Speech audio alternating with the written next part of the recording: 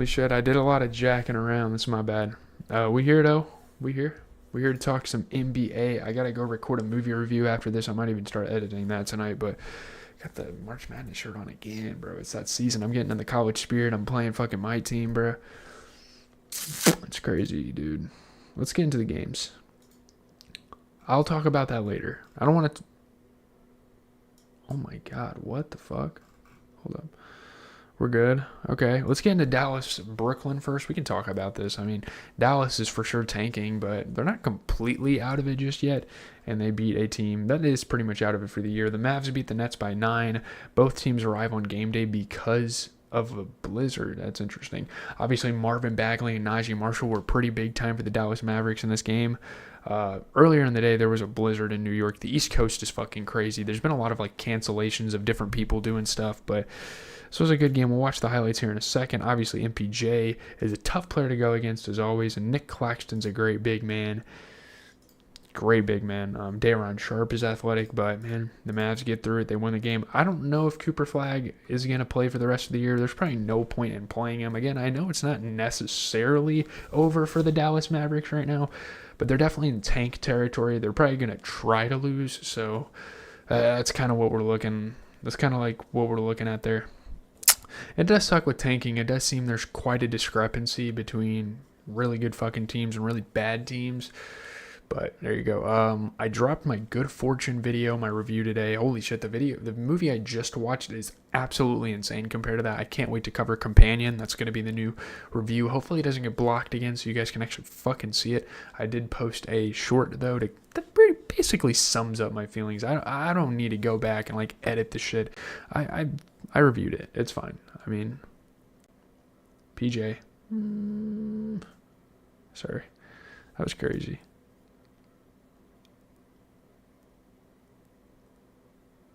Good pass.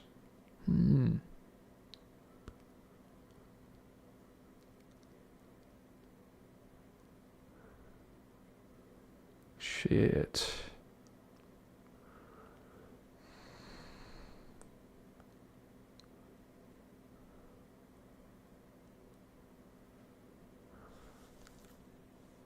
MBJ.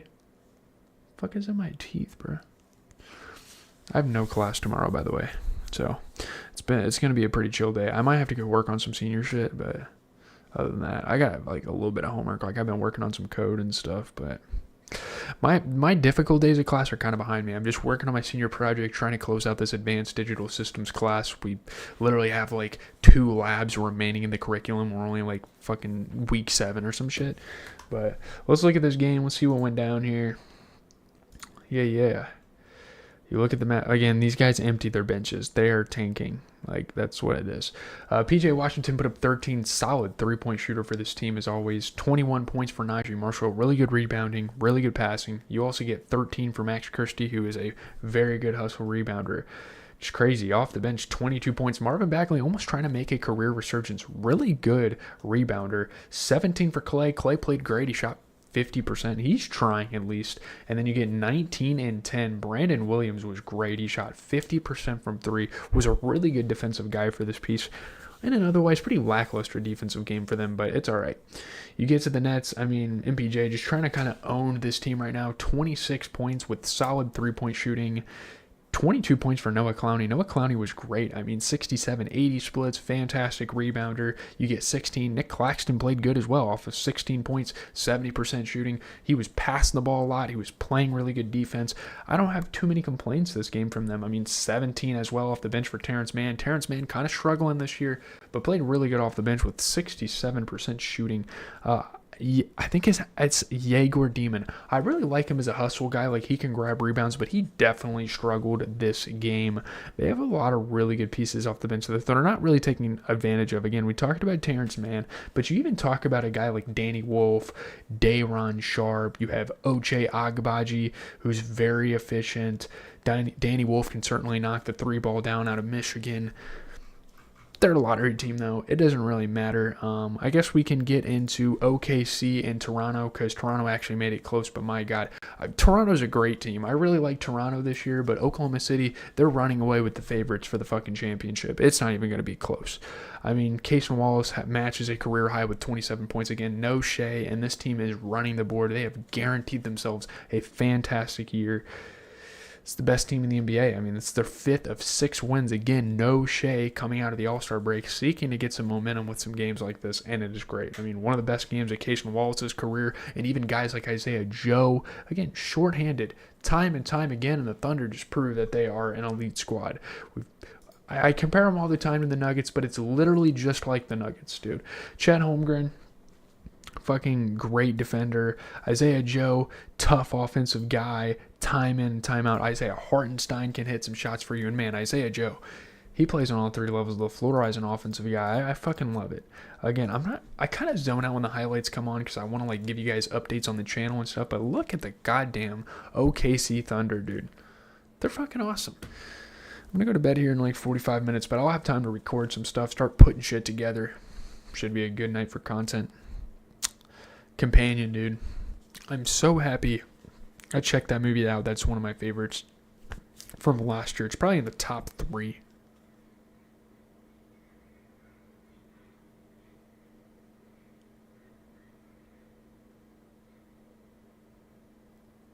Probably coyotes or some weird shit. I don't fucking know what's going on out there, but I'm clicking my guy.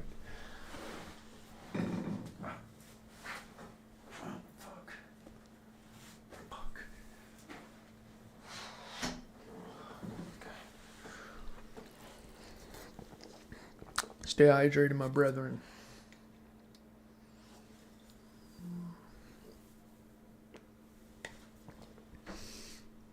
Isaiah Joe, I think he's been in a 3-point contest. There was a year where he had like one of the best 3-point percentages. I don't know if that's still the case. The dumbass fucking time thing. The ticker, I don't know what you call that. I'm a YouTuber. I should know these terms, but I don't know what the fuck that's called. Cason. That is tough as shit. Oh my. With the left. Is he a lefty?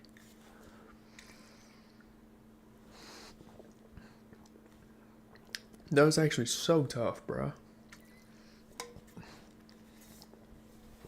Caruso, a funny guy, man. You see how he just shook hands with, dude? That's funny. All right. Nespin dropping this Friday, baby. Early Life Crisis. We also have Chase B and Concrete Boys. It's going to be a fucking crazy week. I might hold off on Concrete Boys, though, if someone else drops. We'll see. Thunder, man. 11 points for Isaiah Hartenstein. Fantastic rebounder. Great defensive guy. You get 22 out of Isaiah Joe. 50% shooting. He is a fantastic defender as well. 15 points for Lu Dort. Solid 3-point shooter. Really can hustle in class. 27 for Cason Wallace, who shot 80% from the 3-point line, grabbing rebounds, passing the ball around. Love it. 16 off the bench for Alex Caruso. 60-40 splits. Another fantastic defensive guy for this team. I mean, where can you go wrong with that? Brandon Ingram, 15 points. Certainly struggled inside, but 50% from 3, and he was a really good rebounder and passer for this team all game. 21 for RJ Barrett. Actually a really good game. 67% 3-point shooting. He grabbed a lot of rebounds. You get 15 points for Scotty Barnes. Not the greatest offensively, but defensively, man, that guy can play on all 3 levels of the floor, and he proved to be a pretty tough opponent for the shorthanded Thunder. You know, he gets in the passing lanes. He can play good at the rim defense, all this type of stuff, and that's great to fucking see. Loose balls, passing lanes. He's awesome. And he's also a really good passer. He can definitely facilitate. 17 for Emmanuel Quickley. Not the greatest interior scoring in this game, but solid 3-point shooting. 13 points for Jamal Sheed. Actually a really good game off the bench. 50% 3-point shooting. You get 17 as well for Jacoby Walter off of 67% shooting, which is great. Colin Murray Boyles. I love him as a defensive guy, but on offense, they just do not give him the ball. I don't really understand that. Played 30 minutes, got 1 shot. I don't know if he's just like not being aggressive, but we did talk about Jamal Sheed and Jacoby Walter. Maybe try to give those guys more minutes moving forward against a team like this. I don't really know. Moving on. What other games do we have to talk about? Warriors. Let's get into Golden State losing to the Pelicans. The Pelicans are out of it for the year, and the Warriors are still a good team. They're still okay. They're still solid on the year. But you cannot lose games like this regardless of what your lineup looks like. Again, the Pelicans are firmly in the lottery, and they're not looking to win any more games. Zion Williamson had 26 points. I mean, I guess they're tanking, but, I guess Zion's playing. I don't fucking know. DeJounte Murray's back? I mean, maybe that's why they've been keeping Zion around to kind of boost the morale with DeJounte Murray. That's actually a pretty good strategy. But DeJounte Murray's back? 13 months since I didn't even know this. I should have posted this as the video title. He hasn't played in 13 fucking months. I thought the man's career was over. Obviously, the Warriors have a lot of injuries. I don't know. There's no point of even bringing him back. Their season's over. Zion Williamson was great this game, though. I have to give credit. Sadiq Bey is now on the Pelicans. He's been there, okay. D'Anthony Melton obviously made it tough, but Zion Williamson, Zion. I mean, all game. That's all it fucking was for this New Orleans Pelicans team, bro. That's all it was. Boom, boom, boom. White people will be like, Rick Ross on Devil in a New Dress is the best rap feature. I've never said that in my life. I mean, it's a good rap feature, but what the fuck? Best rap feature ever is probably a Drake feature at some point. Maybe not. I actually don't know. That's a hard one. That's a hard one to say. It might be one with Kanye, though. Kanye has great features on his albums. Zion. Oh, they got the Playcast thing.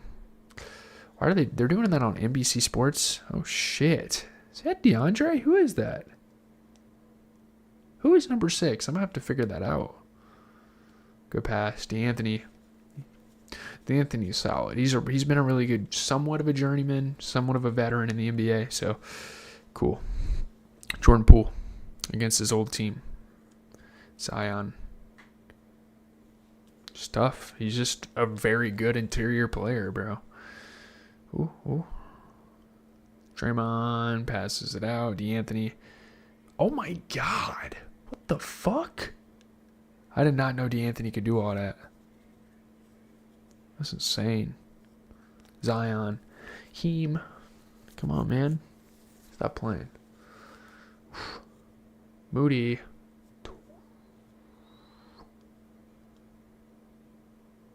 All right, nice game. Steve Kerr, what the fuck are you doing, man? You're not tanking, bruh. Ain't nothing to smile about. I might look at the standings in a second. Teams are going to start getting eliminated from the playoffs, though, I imagine. So we're definitely getting to that point. Draymond Green, 11 points. I mean, not the greatest interior guy. I guess he was a solid three-point shooter. I guess he does everything in between. He can grab rebounds. He can pass the ball around. He can play really good defense. Great game for Gui Santos, despite not being the greatest offensive guy. And he had a lot of turnovers, but I guess he had the ball in his hands a decent amount. I don't fucking know. 15 and 12 out of him. He is a fantastic three-level defender for this team. Definitely showed it that game. He plays at the rim, he plays on the perimeter, he plays passing lanes, rips people, all that. 28 for D'Anthony Melton, not the greatest interior guy, but a solid three-point shooter. 24, really good game for Moses Moody, especially with that 40% three-point shooting, and he hustled on the glass. 16 off the bench, 16 and 15 for Pods. Pods has been playing decent recently. Not the most efficient offensive guy, but he's also been showing up defensively. Pat Spencer, pretty empty game. I don't know. They gave Quentin Post, I guess, a decent amount of minutes, who's a great rebounder off the bench. And they gave Pods some minutes, so I guess it's fine. I don't know. Maybe they should have gave Quentin Post even more minutes than what they gave him. I don't know. No Steph Curry. I don't even know who else they're missing. Injury depleted? Is it really just Steph? I feel like it is. I don't think I'm missing much there. Minnesota, Portland, I actually watched a couple of these late night games pretty closely. Timberwolves just proving they're a great team against a team that still has a lot to fight for, and we'll see what happens in the next 10 or so games here from the Trailblazers. Really determine the trajectory of their season. They're a tough home team. This was a good game for sure. I mean, obviously Anthony Edwards scores 34, sorry. Timberwolves beat the Trailblazers by 3. Obviously great three-point shooting, just good scoring overall from Anthony Edwards. Good old-fashioned won. They get their 4th win of 5, so that's pretty big. They hold them off. This was a tough game for them to win. I mean, obviously, a dumbass self-oop from Jaden McDaniels, so weak, but Anthony Edwards continuing to be a threat from 3. I mean, you're looking at the Trailblazers, they're giving Scoot Henderson some minutes, and he's actually playing pretty well, but Jaden McDaniels, such a good two-way player for this team. Definitely showed at that game. This was a really exciting affair. I don't know why I say affair, but I do. Congratulations, TJ Pence, on bowling a 300. Is that Tangerine? Bowling a 300 is crazy. You a dog, boy. You a dog, boy. You a dog. Where the cards?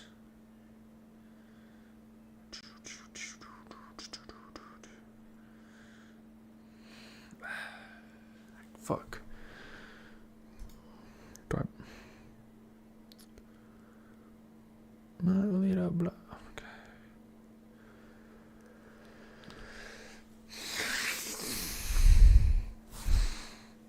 Oh my god, this fucking quality is shit, bro. 6'7". Oh my god. Jeremy Grant. Oh my, come here, Ant. 6'7" to 6'7". Oh my god, the crowd is. No, that was Drew Holiday. I'm fucking stupid. Drew Holiday looks big as hell. What the fuck happened? Look at Klingon, bro. Klingon's gonna be awesome. Klingon is. I mean, he already is a pretty fucking good big. He's not a rookie. He's a second year. I was gonna say, if he's a rookie this year, he'd definitely be fucking winning Rookie of the Year. I don't know how that's gonna work now though, because Cooper Flagg's been sitting out. Con Knuppel could very well be back in that. Ants. That might have been a bit of a screen there, but Ant-Man. Someone on that team needs to be the Wasp so we can say Ant-Man and the Wasp. What the fuck? Too late for that shit, Jeremy. Actually playing really fucking good now. Timberwolves is just a really good team win. Like 13 points for Julius Randle. He was grabbing boards, passing the ball around. You get 29 for Jaden McDaniels. He was awesome. He was grabbing rebounds, and he was playing phenomenal defense in this game all over the fucking place on that end. Playing at the rim. I wish they still made moments cards. This guy would definitely get one. You know, on the perimeter, passing lanes, ripping the ball. He's just such a hustle guy, and he's so good at what he does. 10 and 19 for Rudy Gobert. He was awesome. 80% shooting and, like, really good at the rim defense. This was just a good defensive game for them. It's 19 for Dante DiVincenzo off of 50% three-point shooting. Really good defense. 34 for Anthony Edwards. Turn the ball over a lot, but he is their primary ball handler, so that's fine. He's a good defender as well. This team, man. I think the Trailblazers played pretty good this game. Like, 21 points for Jeremy Grant. Obviously struggled inside, but 40% three-point shooting. He can grab the boards. He can play defense. You get 11 for Toumani Camara. Certainly struggled scoring the rock, but a really good passer. 16 for Chris Murray off of 70-67 splits. Really good rebounding. Really good defense out of him. 11 and 16 for Donovan Clingan off of 50% three-point shooting. The guy did it all this game. He was passing the ball around, playing really good on all three levels of the floor, on the defensive side and the offensive side.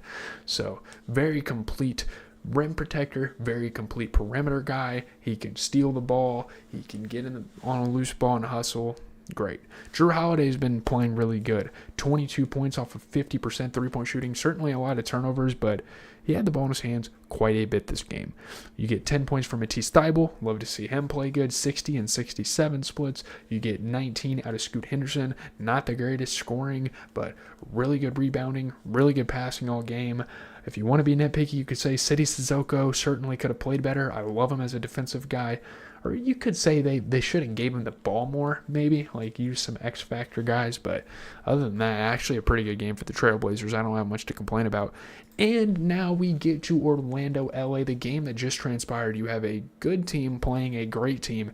And the Orlando Magic, although they're probably not going to end up having the greatest of seasons in the world, they proved something here. They were against odds against a great Lakers team. I don't care what anyone says. I don't care what the media tries to twist. The Lakers are a great, great team. Wendell Carter Jr. scored the late winner. I mean, obviously, I saw the press conferences with, like, J.J. Redick and, like, oh, it's just a rebounding thing. There's a lot of discipline issues down the stretch there for the Lakers, but, dude, They've played great this year. They're slumping, but the Magic get a victory. Wendell Carter was great, 6.7. Sorry. Seconds left to play. Paolo Banchero was absolutely unbelievable. Strong West Coast trip for this Orlando Magic team. They're still very much in the running for things this season, and they prove it here. It's kind of a dark horse. Chaotic. I mean, obviously LeBron tries that iconic turnaround three. We've seen him make it a bunch of times. Crazy. Just a crazy ending. I mean, obviously LeBron was able to get to the rim, but man, they had to deal with so much offense this game. Desmond Bane. Rui Hachimura hit some big shots, but Desmond Bane and Paolo, man, they just proved to be too much this game. It is what it is. Paolo's a dog, man. Damn. What the fuck?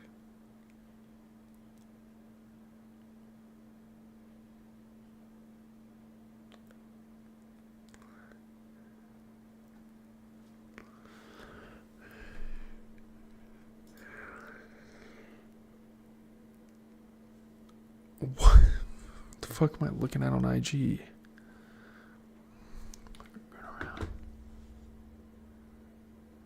Hey! Paolo!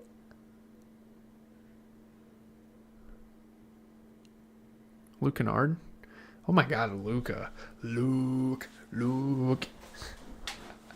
Big Luke, bro. Big Luke. Come on. Finish this. Come here, Bron. Come here, Bron.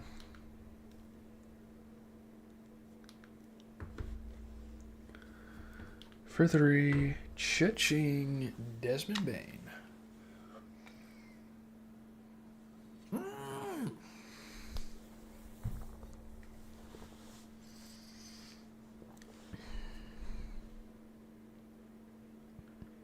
Paulo. Fucking hell on. I don't know how they didn't call that a foul, but all right, let's do some film study. Oh, Luka. Why did he? Oh, Paulo is right there. Okay, hold on a second though. I gotta analyze this shit, bro. What went wrong? I watched this last play, but what went wrong here, Luka? Honestly, second you catch the ball right here, shoot that shit. Should have shot it. I'm not gonna lie. Luka should have shot this. There's no other options. You could try to drive, maybe hit a roller. Okay, and also DeAndre Ayton, you need to roll here. You need to get here. You need to get to the free throw line, bud. Float it. Oh my god. Dude, if Ayton would have rolled and Luka would have hit him, floater, game. The fuck are you doing, Ayton? There was no reason for him to not roll. And I don't know why Austin Reeves is in the paint. Get your ass out here. Reeves. I know this was the play. Maybe they were trying to send a decoy. Reeves, go to the corner. The second the ball gets inbounded, go to the fucking corner. I mean, this is just bad spacing. I don't know. Maybe they didn't do a JJ drew up. Whatever he drew. If that's what he drew up, that was dog shit. That's getting you nowhere. I'm not talking about my Celtics. We're Himothy's. I know that. Magic. Good fucking win for the Magic, man. 36-10 for Paolo. Solid three-point shooter. Really good at passing the ball. 13 for Tristan da Silva. 60% three-point shooting. Really good rebounding. Really good defense. 20-11. One of the better Wendell Carter games I have seen in recent memory. 22 for Desmond Bane. Really good facilitator. Yeah, just a great game. I mean, you look at the Lakers. You get 21 out of LeBron James. Solid three-point shooter. A lot of turnovers, but he had the ball in his hand a lot this game, and he was able to grab some rebounds. He was able to play defense at his old-ass age. DeAndre Ayton, I guess I was hating on him in the tapes, but he actually played really fucking amazing. 21-13, one of the better games you're going to get out of him. Luka Doncic put up 22-15. Certainly struggled shooting the ball a little bit, but it's Luka. He's not the most efficient scorer in NBA history, and he was able to grab some boards. You get 18 for Austin Reeves. Certainly struggled inside, but a 40% three-point shooter and a quality defender. Rui Hachimura, 10 off the bench with 40% three-point shooting. He's another quality defender on this team. Marcus Smart, I mean, maybe they need to give him the ball more, but what is the point? They're so top-heavy. I don't even think a guy like him fits in the starting lineup.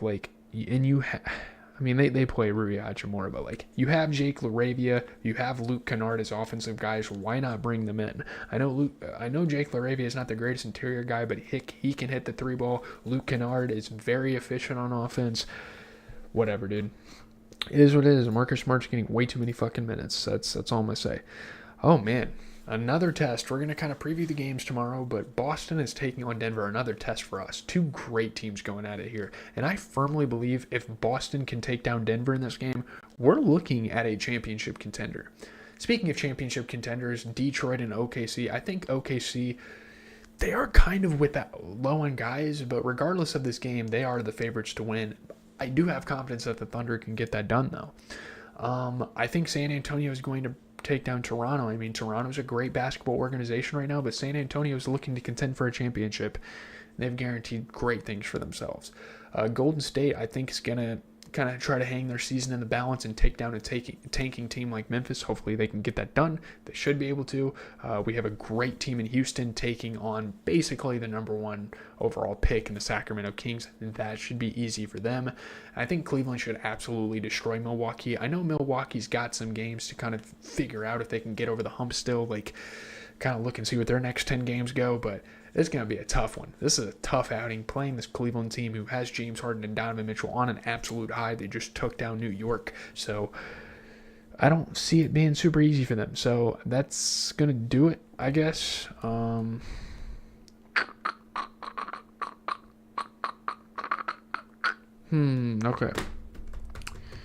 I got to record some shit, but I also need to check out my 2K stuff.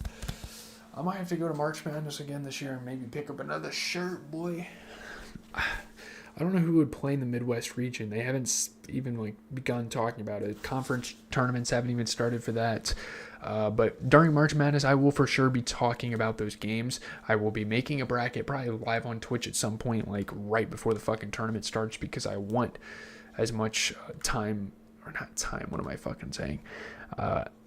I want as much information as possible. I don't really like guessing the first four, like, oh, they could upset, because there are some, like, what is it, 10 seed games?